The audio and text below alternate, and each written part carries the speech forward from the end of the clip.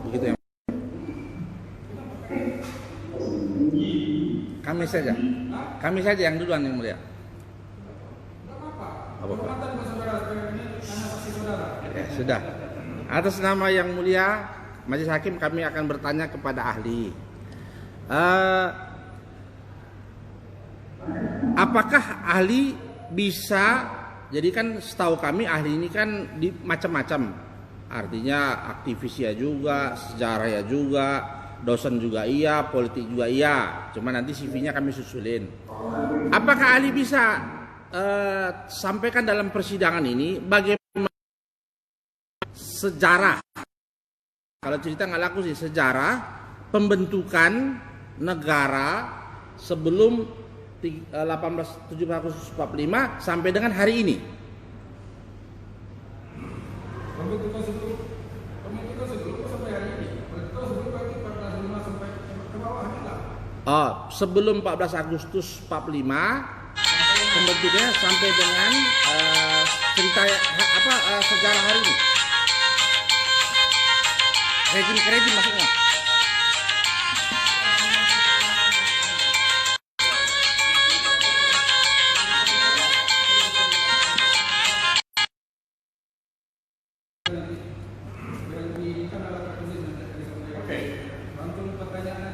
Jadi diawali oleh sidang BPUPKI pada sekitar bulan Mei 1945.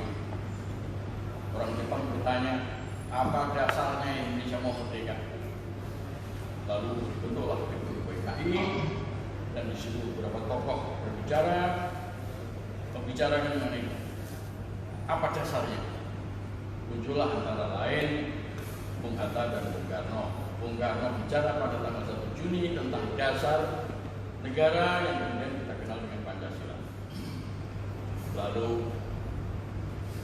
terjadilah beberapa hal, antara lain menyiapkan undang-undang dasar yang sebetulnya sudah dibuat sebelumnya oleh Supomo dan kemudian diperbaiki sampai kemudian muncullah pada tanggal 22 Juni satu konsep, termasuk di dalamnya adalah konsep tentang rencana proklamasi yang kemudian akhirnya dibuat menjadi pembukaan Undang-Undang Dasar 45 karena pada saat Soekarno-Hatta pulang dari Rengas Dengklok ditanyakan siapa yang punya teks proklamasi, nggak ada yang menolong.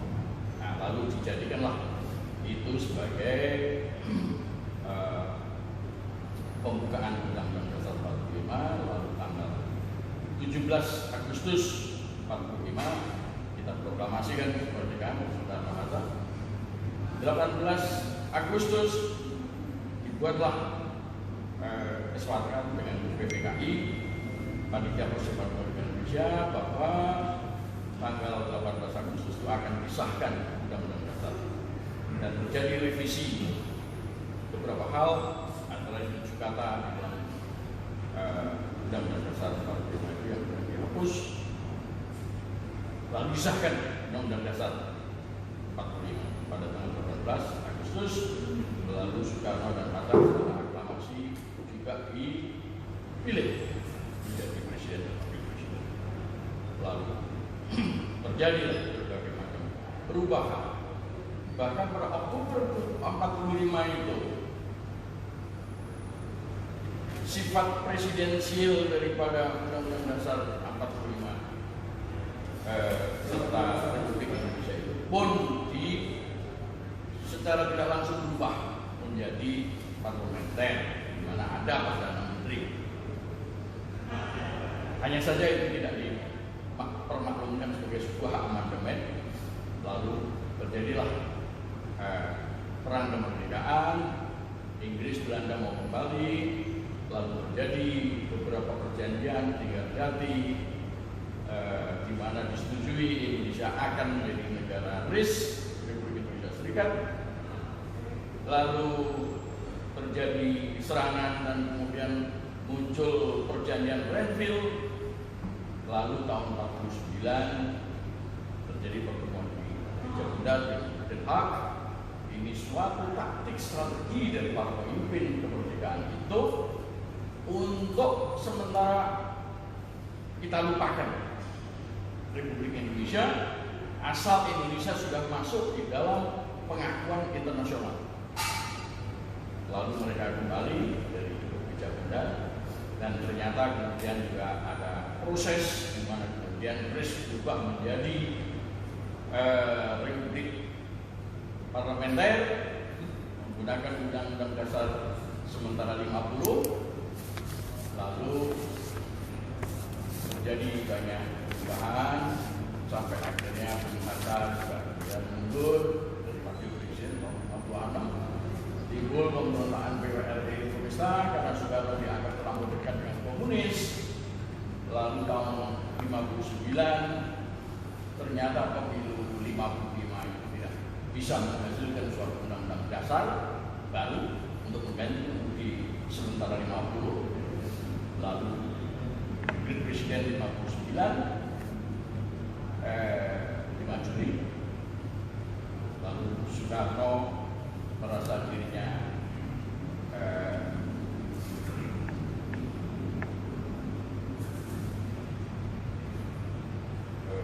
bisa menjalankan Republik ini sendiri, muncul konsep Nasakov dan lain-lain sampai akhirnya terjadilah peristiwa 65. Sebelum itu terjadi peristiwa 48 ya. Dan pemerintahan PKI dari 65 itu yang kedua kali itu yang ketiga kali bahkan pertama itu tahun 20-an. Lalu Soekarno jatuh karena dianggap tidak mau membubarkan PKI. Soeharto naik jadi presiden.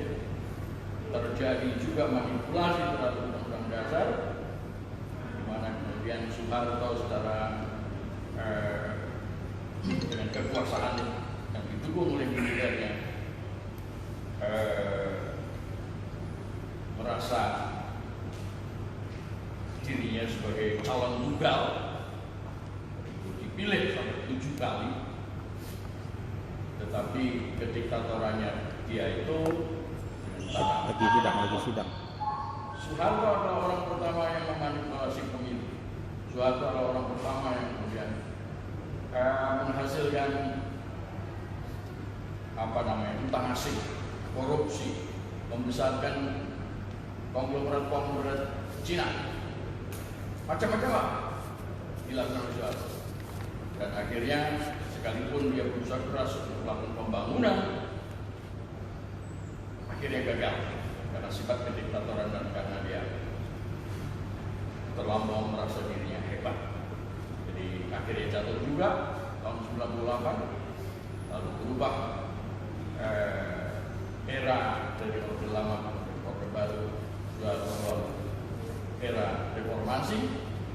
Nah, ternyata di situ juga terjadi suatu konspirasi di mana kejatuhan Soeharto sebagai seorang diktator dengan tujuan diktator, maka Undang-Undang Dasar 45 harus diubah.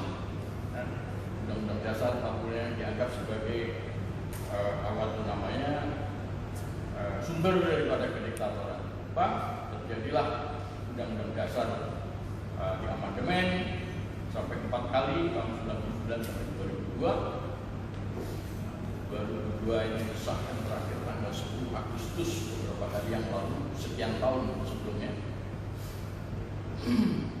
Dan ternyata menurut pendapat saya UUD 45 amandemen ini adalah sebuah kebohongan luar biasa di dalam sejarah Republik. Karena disebutnya Undang-Undang Dasar 45 juga sama dengan aslinya, isinya berbeda.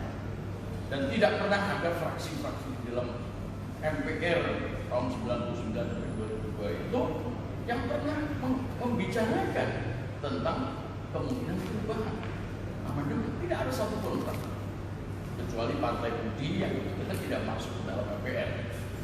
Nah, jadi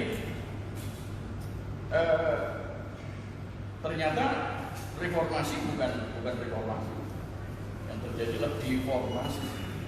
Ya, dan sekarang sudah memasuki periode kedua setelah SBY jadi presiden pertama yang dipilih langsung, lalu Pak Jokowi merupakan periode berikutnya, dan ternyata perubahan Undang-Undang Dasar 45 khususnya pada pasal 6 itu menjadi sumber konspirasi juga untuk menampilkan seorang presiden yang tidak perlu mesti Indonesia asli. Dan kita kemudian tahu Pak Jokowi melakukan kerjasama yang luar biasa dengan pihak asing, RRC. Dugaan saya sesuai dengan apa yang disampaikan oleh Wakil Perdana Menteri RRC Liu Yandong yang datang ke UI Universitas Indonesia tanggal 15 Maret 2015 menjanjikan ada 10 juta orang Cina yang akan masuk ke Indonesia. Nah, sekarang ini periode pertama mungkin sekitar 5 juta sudah masuk. Nah, itu yang kemudian menjadi sesuatu yang pergolakan sekarang, kekacauan, pergolakan yang menghadapkan Indonesia pada berbagai macam persoalan yang luar biasa besar yang kita hadapi. Ekonomi, politik, budaya, konflik antar agama, konflik antar ras, dan masuknya Cina. Nanti kalau sampai 10 juta betul orang Cina di Indonesia akan bisa menjadi suku nomor 2. Nah, ini menurut pendapat saya sesuatu yang keprihatinan yang luar biasa. Jadi itulah yang paling terakhir ini yang bisa pengembangan Indonesia menjadi merdeka seperti sekarang itu. Ya, kira-kira itu. Ya, itu. Saya kira sangat tepat sekali. Silakan lanjutkan yang lain. Ya. Kalau dapat pertanyaan itu satu-satu, kan ini mereka ini bisa diganti kalau bicara ini mana kita menjadi kerajaan. Kalau pertanyaan satu, jawabannya 2 jam. Siap yang mulia. Jadi banyak bertanya yang mulia ya. Hanya satu pendapatnya.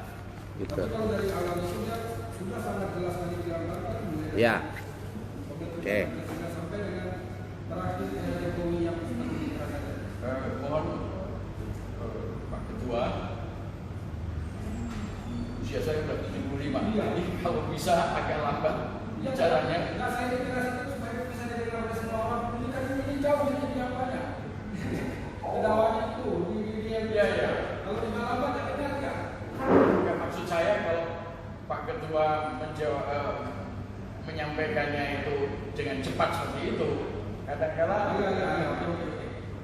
Cuma bicaranya aja kalau karena jangan terlalu cepat bicaranya gitu ya. Iya, betul. Baik. Betul. Silakan Pak.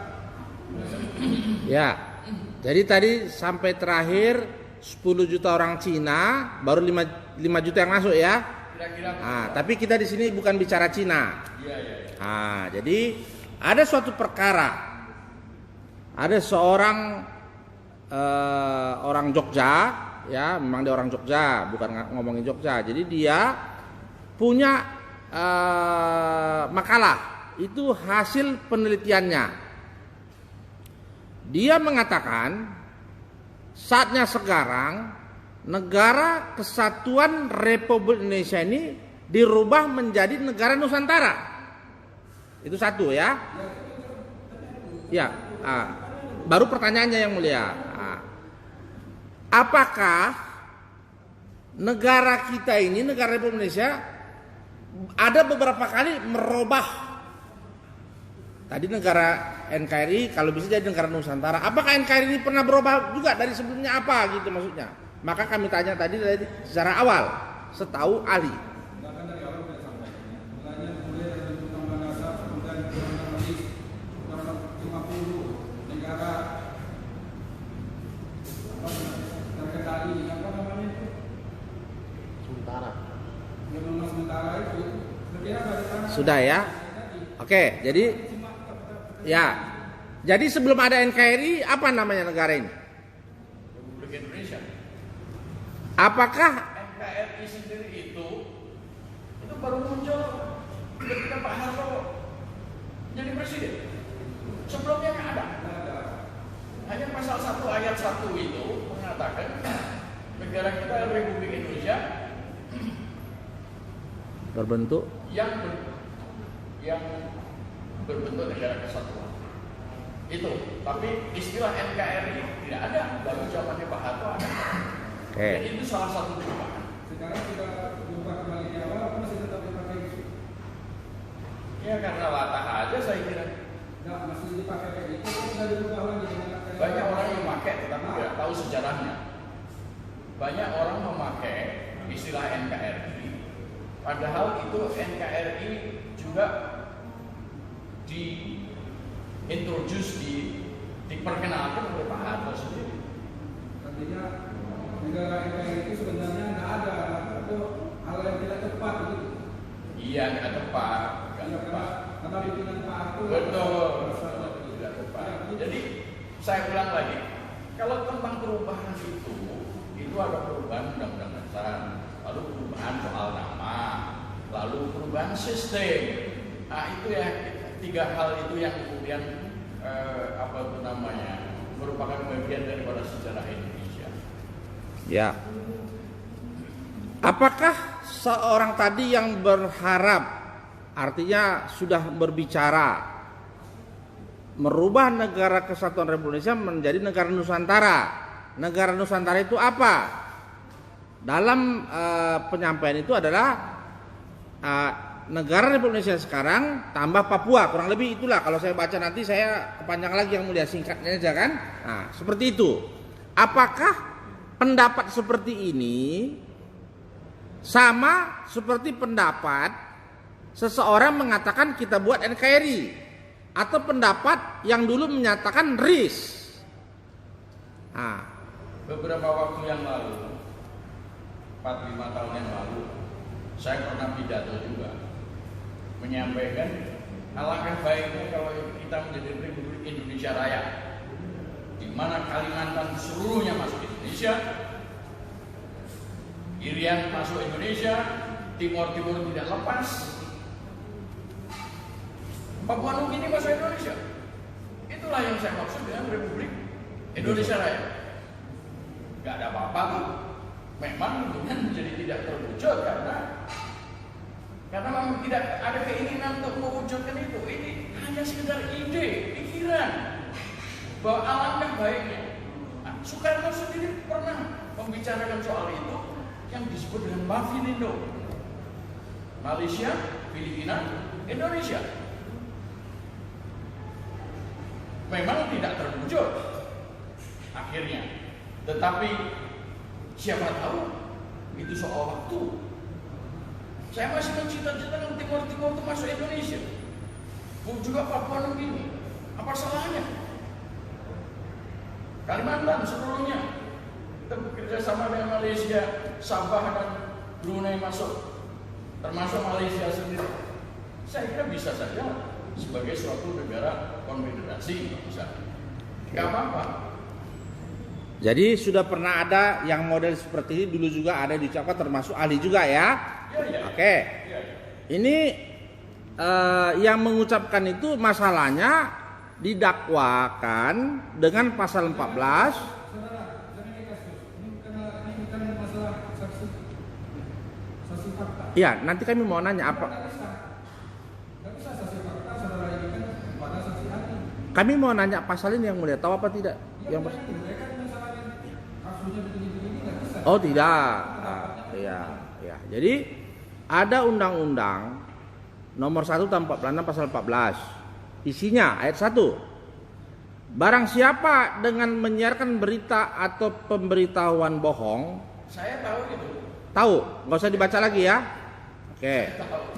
Jadi, Apakah ya kalau sudah tahu, apakah pernah sewaktu sebelum terbentuk RIS, sebelum terbentuk NKRI, istilah-istilah tadi, itu mereka itu didakwa seperti ini?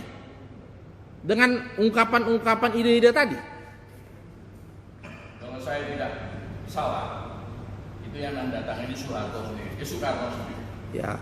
Jadi itu Undang-Undang 46. Indonesia itu sedang mengalami pancaroba waktu itu. Oktober 45 atau November 45 itu saja sudah terjadi perubahan dari presidensial ke parlementer.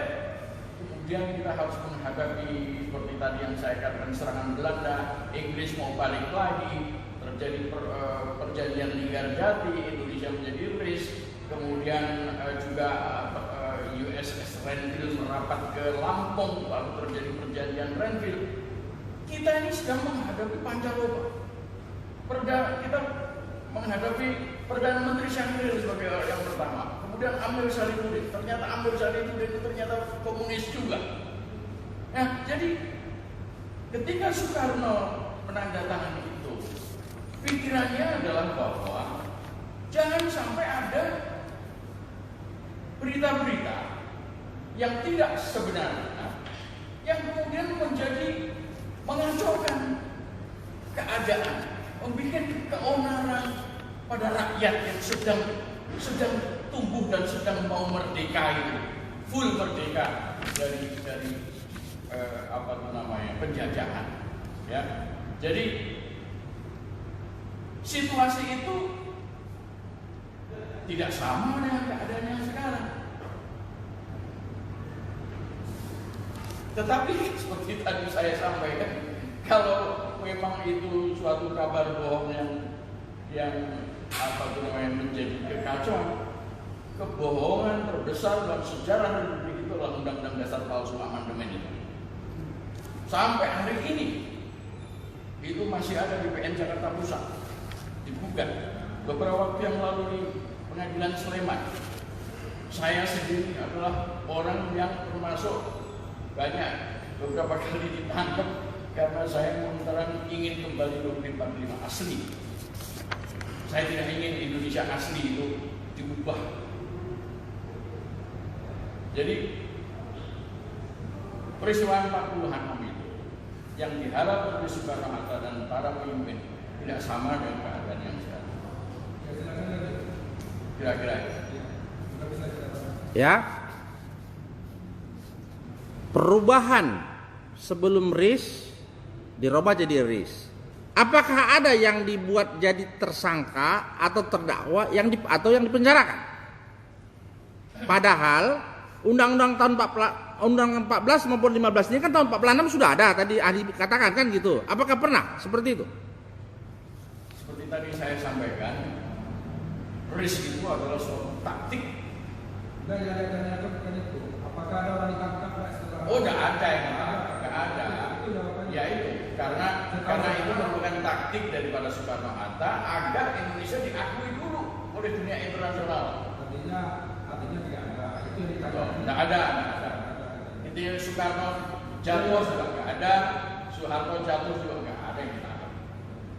Tidak ada satu warga pun yang ditangkap dengan pasal 14 maupun 15 Undang-Undang 1 tahun 46 ya. Dengan pasal ini. Waktu RIS. Oh, nggak ada. Belum ya. Ini kan masalah merubah judul, sistem atau apa. Tidak ada ya. Oke. Tadi saksi ahli mengatakan bahwa sudah kapalan mengenai pasal 14 ayat 1, ayat 2 dan 15. Ya. Kalau yang dimaafkan bohong itu apa? Sesuai dengan yang berlaku di masyarakat atau di dalam peraturan perundang-undangan. Bisa dijelaskan? Bisa saudara tahu dengan pasal itu? Bohong di dalam pasal itu maksudnya apa? Ya itulah yang tadi saya pikirkan. Bohong itu bukannya misalnya janji mau tidak impor lalu impor, janji mau datang jam sekian ternyata lewat atau malah nggak datang sama sekali. Bukan seperti itu. Itu bohong, itu betul-betul menimbulkan kekacauan, menimbulkan kerusuhan. Nah itu baru bohong yang dimaksud oleh pasal tersebut. Bukan sekedar bohong secara pribadi, berbohong kepada seseorang, bukan. Ini bohong di dalam artian nasional, terjadi kekacauan. Ya. Begitu ya. Oke. Jadi bohong itu maksudnya. Di undang-undang juga harusnya seperti itu atau berbeda? Atau boleh istilah lain di dalam undang-undang bohong itu? Iya, itu namanya Jadi jangan dilakukan ini ketentuan itu di dalam undang-undang itu menurut pendapatnya dia seperti itu tadi. Itu baru maksudnya seperti itu. Oh, di undang-undang dan di luar undang sama maksudnya yang mulia. Oh, pendapatnya ya. Tapi kalau saudara pengacara pengen tahu lebih lanjut, saya itu kebetulan punya KUHP. Saya buka kok persis di kata bohong. Di situ ditulis pasal 170. Dan ini itu kan Satu. undang-undang 146 itu tadi katanya yang Iya, ada tertulis pasal 171, lalu ada tertulis juga pasal 390.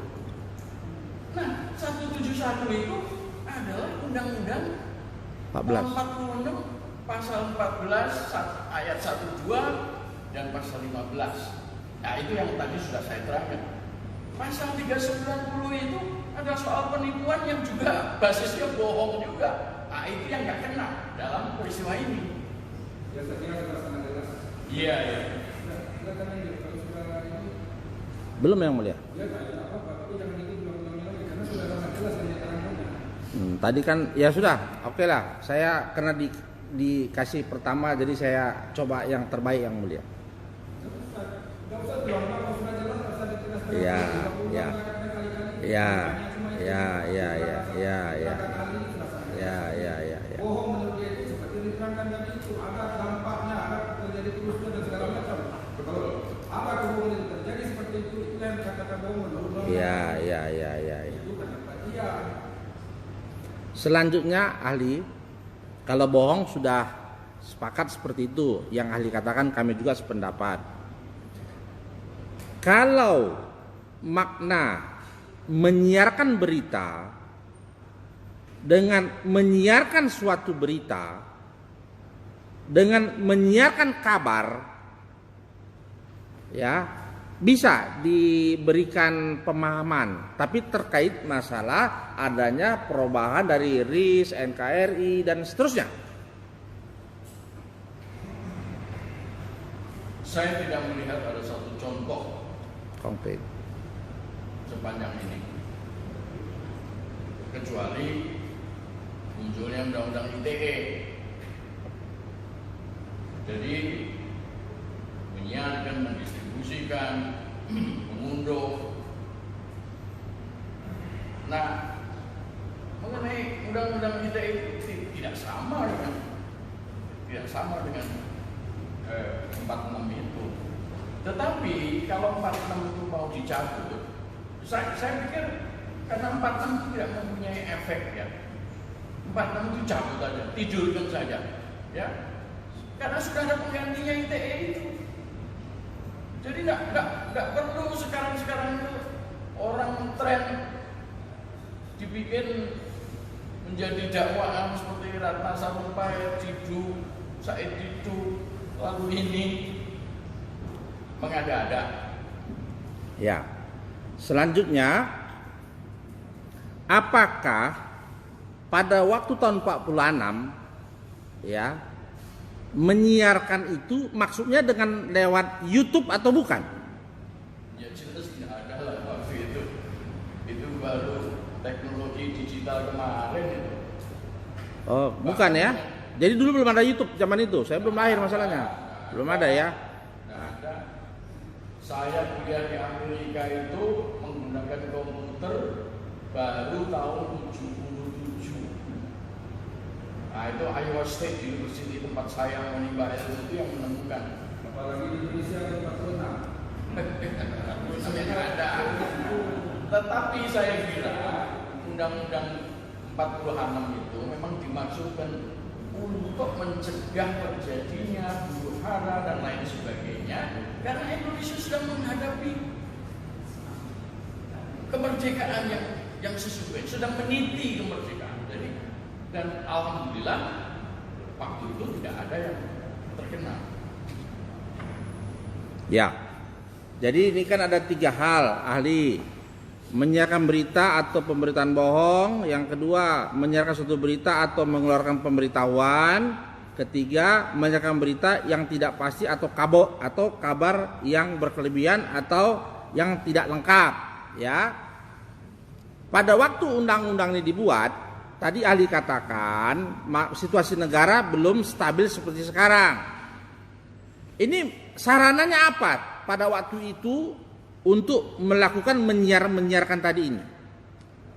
Waktu itu saya kira kekhawatiran para pemimpin. Yang katanya sarananya apa? Untuk hal yang seperti itu apa saran-saran umpamanya? Cukup bilang bicara aja atau bicara surat pengunduran di zaman itu. Apa sarannya yang dipakai pada waktu itu? Ya karena tidak pernah ada yang dihukum. Ya faktanya nggak ada itu. Tetapi tujuannya Asyura adalah mencegah terjadi kekhawatiran kalau betul-betul terjadi hal yang mengakibatkan huru-hara secara nasional. Ya, saya kira adalah Ya. Faktanya nggak ada. Oke. Selanjutnya itu zaman dahulu kala. Pada rejim ini artinya setelah ganti tadi Pak SBY katanya kan yang kemudian langsung, sekarang presiden yang berikutnya, apakah pasal ini 14 ayat 1, 14 ayat 2 dan 15 itu dipergunakan? Setahu ahli. Sekarang ini. Iya. Ya itu tadi yang saya bilang. Ratna Sarumpait, Said Didu, kemudian saudara terdakwa ini, terdakwa ini. Oh, jadi sudah dipergunakan ya? Iya ya, digunakan menurut pendapat saya tidak cocok lah dengan situasi ketika undang-undang itu terbit. Iya. Dipakai aja. Iya. Nah, setahu ahli tadi sudah dipakai kan? Apakah benar terjadi keonaran yang terjadi terhadap orang-orang yang ahli katakan tadi? Onar itu dalam pemikiran ahli dulu sebelum kita berpikir onar yang dimasukkan pemahaman orang banyak. Ya ada lah. Tidak ada onar itu ya? Ya ada. Ya. Yang bikin onar itu ada. Apakah pemahaman ahli sama tidak dengan saya? Kalau terjadi onar itu polisi mesti turun tangan mengamankan onar. Seperti itu bukan maksudnya onar? Yang bikin onar.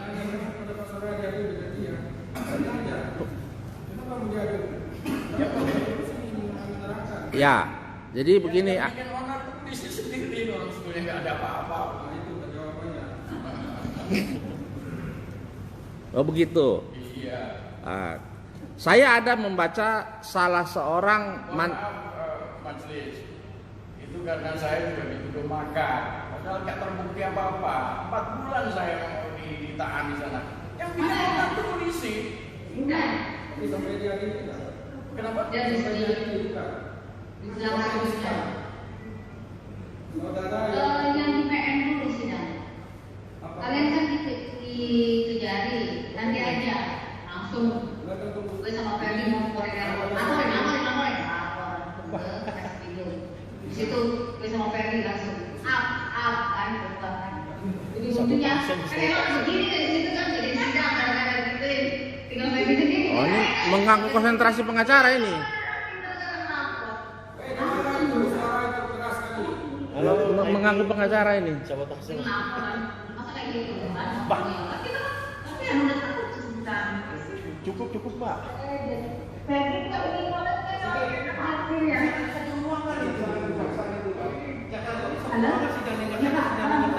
Oh. kita kan 3 ruangan yang lain ruangan. Iya. Jaksa ini sidang ke sana. Iya.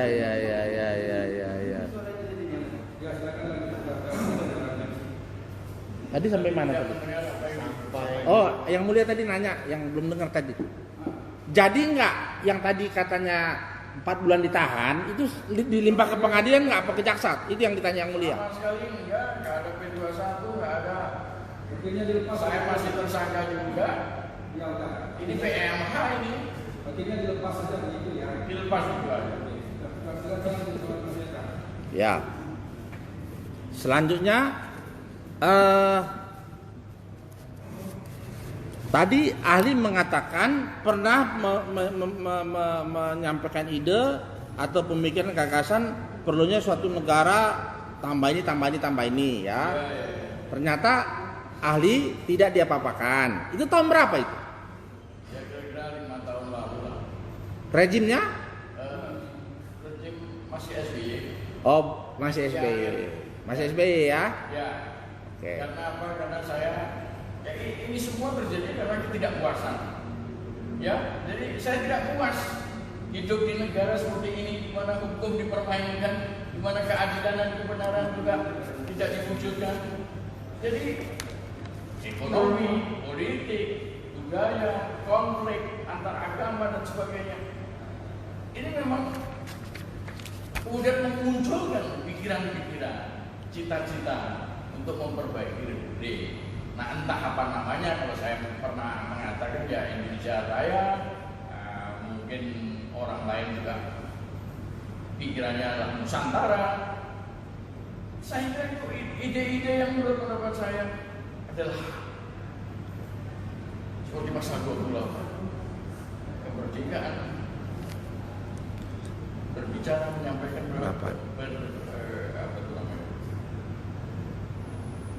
berserikat, berkumpul, menyampaikan pendapat, lisan maupun tulisan dan lain-lain itu termasuk nyoblos.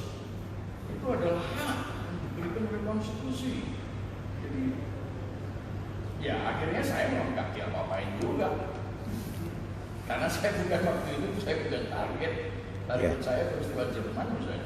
Ya. Jadi di sini pasal 15 ada kami baca begini ahli. Menerbitkan keonaran di kalangan rakyat. Yang ingin kami tanyakan kepada ahli, apakah rakyat itu dengan masyarakat itu bisa dijelaskan apa perbedaan dan persamaannya?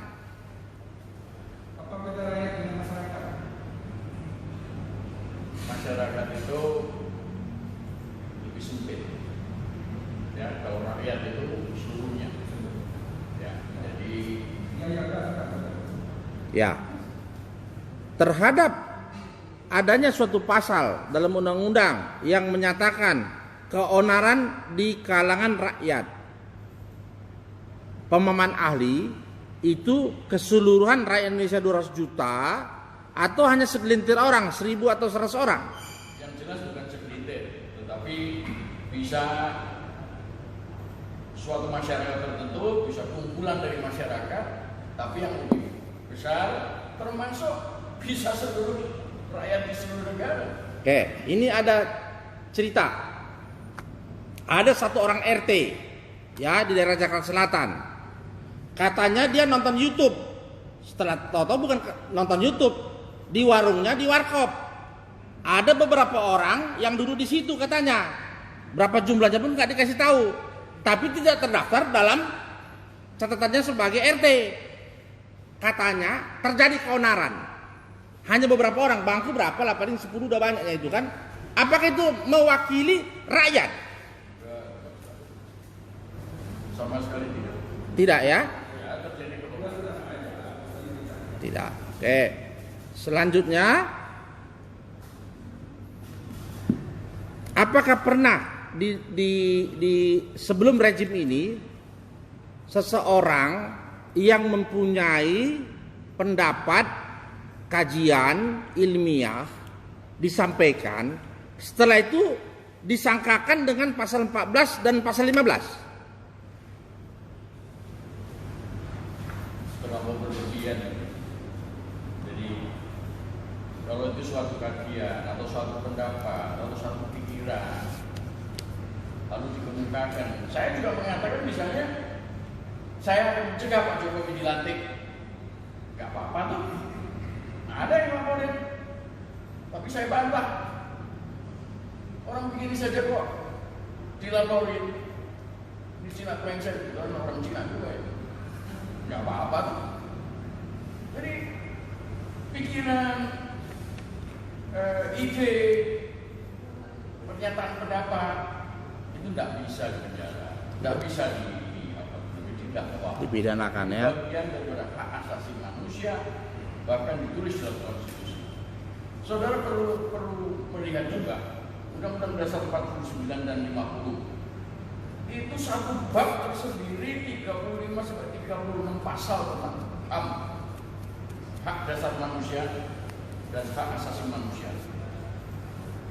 Kita baru bikin kemarin di dalam amandemen, tapi sebelum itu Habibie sudah bikin Undang-Undang 39 tahun 98. Jadi banyak yang tidak memahami mengenai hak.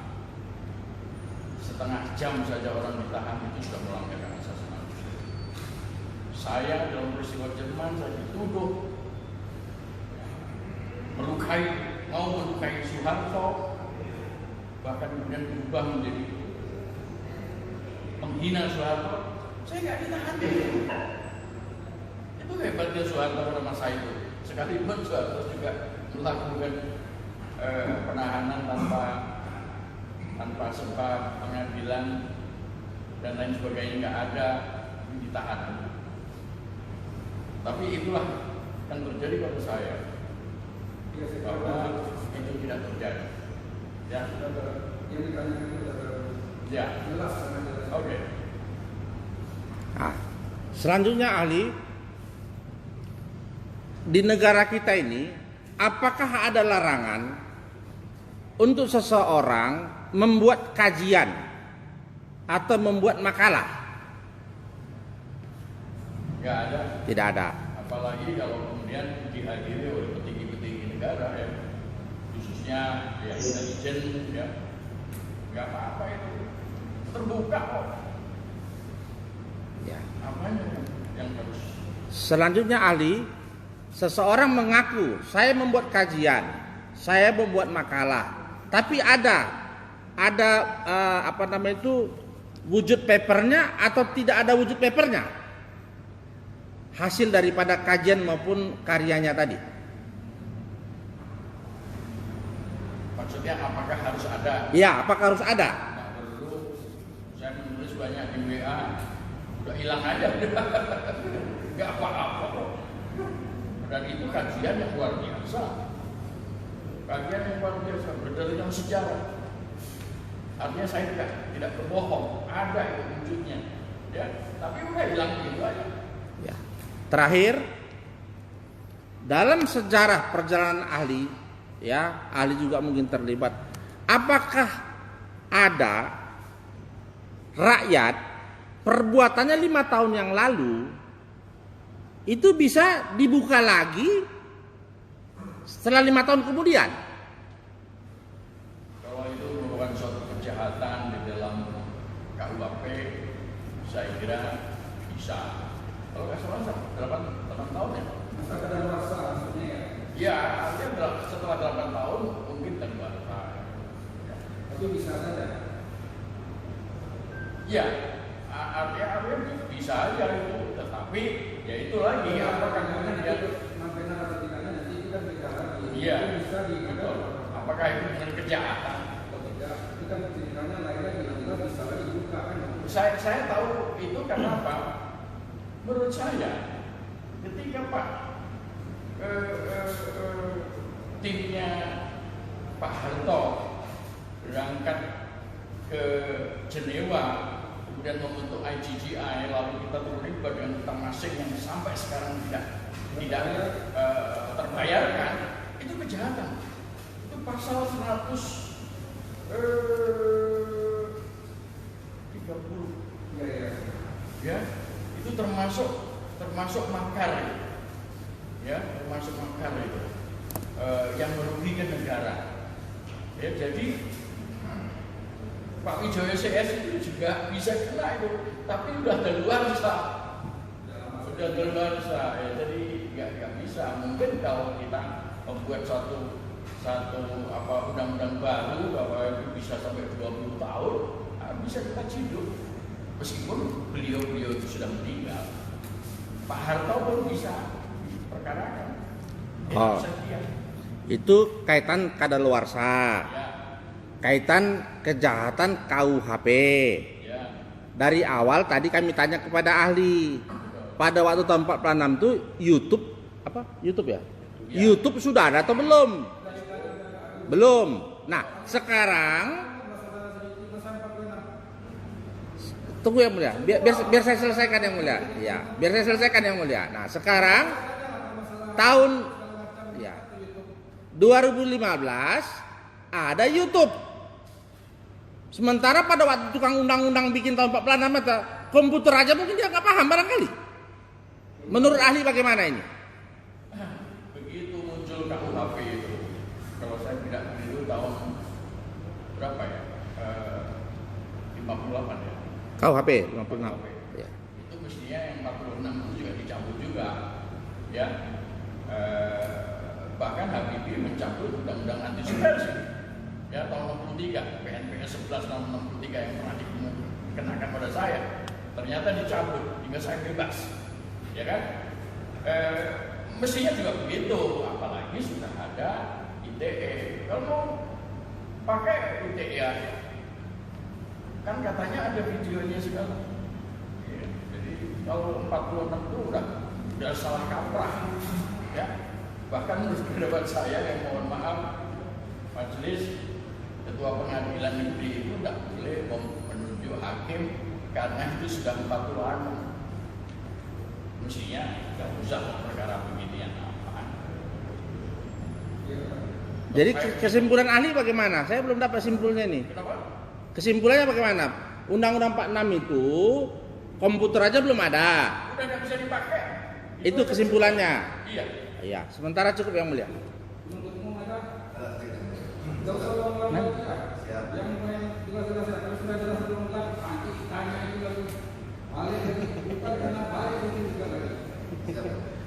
Saudara ahli, tadi keterangan sedikit tentang background akademis Ya.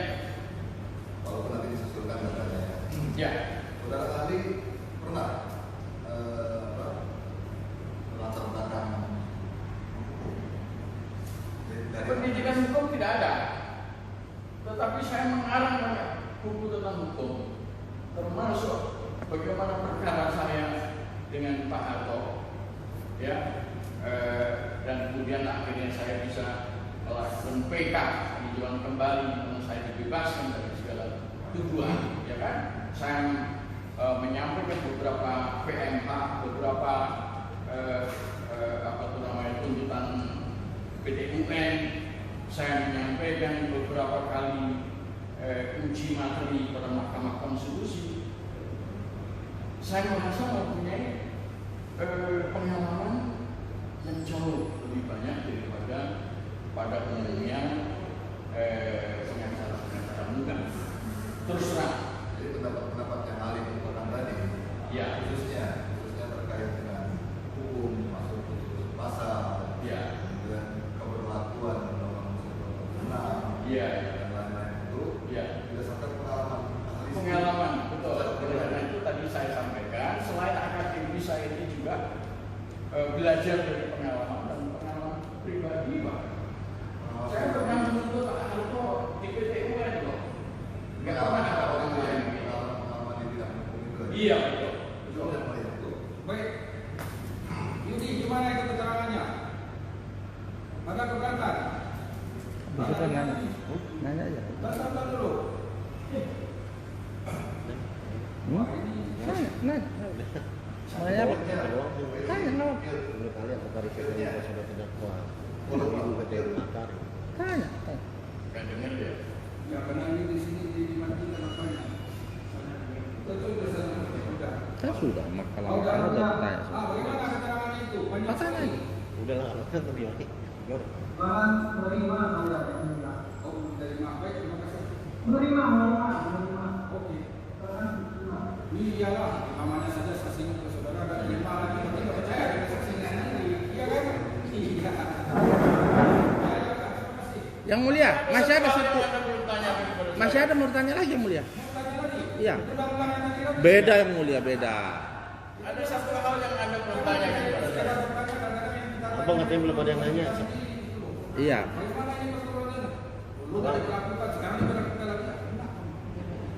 Ada satu hal yang bertanya Tidak yang mulia. Tidak. Ada satu hal yang Anda belum Ya. tanyakan kepada saya. Silakan. Bagian barat Iya. soal Papua. Iya. Pernyataan saya Majelis Hakim, kenapa Republik ini, penguasa Republik ini, rejim ini bisa melakukan kerjasama negosiasi dengan Aceh. Aceh? Kenapa dengan OPM tidak pernah? Untuk sejarahnya yang bagi ahli sejarah dan menerangkan kemarin. Nah itulah yang kemudian dugaan saya menjadi alasan bagi saudara Yudi itu untuk mencoba. Ya, ahli yang untuk itu kita sudah dengar kemarin. Kalau masalah itu bukan cuma kepentingan kita, kepentingan bangsa lebih banyak di sana itu. Saya 8 tahun di dengan Kristen saya kayak di Papua itu. Saya bukan dengan kita, apalagi pengadilan. Semua kalau masyarakat bisa dengar bagaimana UPI, bagaimana yang di segala macam. Itu tidak multidimensi di sana itu. Ya. Silakan. Oh, jadi yang mulia lama di Papua rupanya. Kalau tentang Papua itu saya bukan dengan pengalaman saya di sana. Iya. Timika. Siap. Silakan akan ditanyakan. Ah, dia satu lagi nanti saya terakhir yang mulia. Saudara Ali, menurut Ali, apakah riset yang dibuat saudara terdakwa diduga teori makar? Diduga Teori makar? Ataupun pidatonya gitu, pidato yang dan kalau memang makar ya kasihlah 104 sampai 110. Ya kan? Kenapa 46 yang dipakai? Ya enggak lah. Oke, makasih. Ya, saya satu yang mulia. Terakhir yang mulia. Habis itu sudah yang mulia. Izin yang mulia. Ya. Ini ahli masalah YouTube. Ahli sering masuk YouTube. Ya pernah beberapa kali tapi lama-lama bosan juga. Bosan. Karena begitu saya masuk langsung diserbu macam-macam. Jadi Oke. Tadi macam-macam serbu itu masuknya ngata-ngatain atau muji-muji? ya ngajak ngobrol. Ngajak ngobrol, ya. Apakah ahli itu masuk YouTube buat sendiri atau orang lain yang masukin? Ada dua-duanya. Ada sendiri juga, ada orang lain. Ada juga. Oke, berarti ahli bisa ngetik www.youtube dan seterusnya bisa. Ya. Nanti kalau masuk dia keluar nanti videonya. Ada yang buat. Ah, kalau keluarnya hanya hitam aja, Mengikuti saudara itu dengan IT yang jadi kuat. Beginilah. Dengan kita itu dengan tidak yang ditanyakan ini. Karena saudara ini terlalu banyak mengetahui itu loh. Saya aja nggak mesti bapak nanti saya bayar begini. Ya saya kalau hitam aja saya nggak peduli. Alhamdulillah itu. nah, jadi hitam aja keluar. Ya nggak peduli. Artinya tidak ada ya. Tidak ada ya. Kalau kita bapak ya. Ya kan kita buka kemarin hitam keluar yang mulia. Terima kasih yang mulia. Ya udah. Terima kasih Pak. Terima kasih. Iya. Boleh nggak? Oh iya.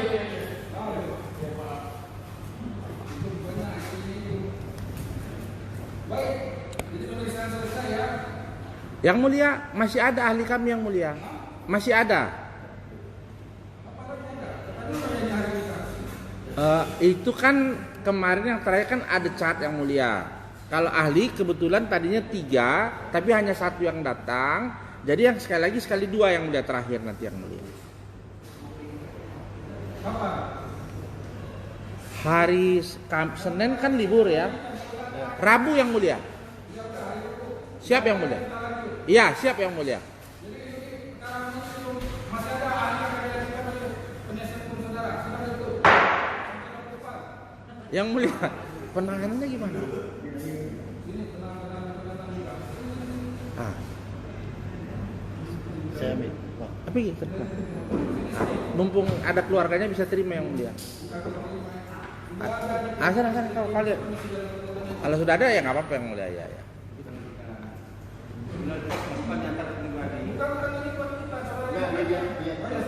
Dilihat sama Oh belum yang mulia ya, tapi sudah ada yang mulia ya. Iyalah. Sekarang ini udah terlalu canggih. Orang lagi dagang zaman hari yang zaman dulu. Ada. Sekarang itu melalui ekonomi aja bisa disinikan. Ya. Sebetulnya tadi saya udah ke PT juga nanya yang mulia. Iya, artinya Mantap. keluarkan itu. Ya cukup yang mulia. Ya. Terima kasih.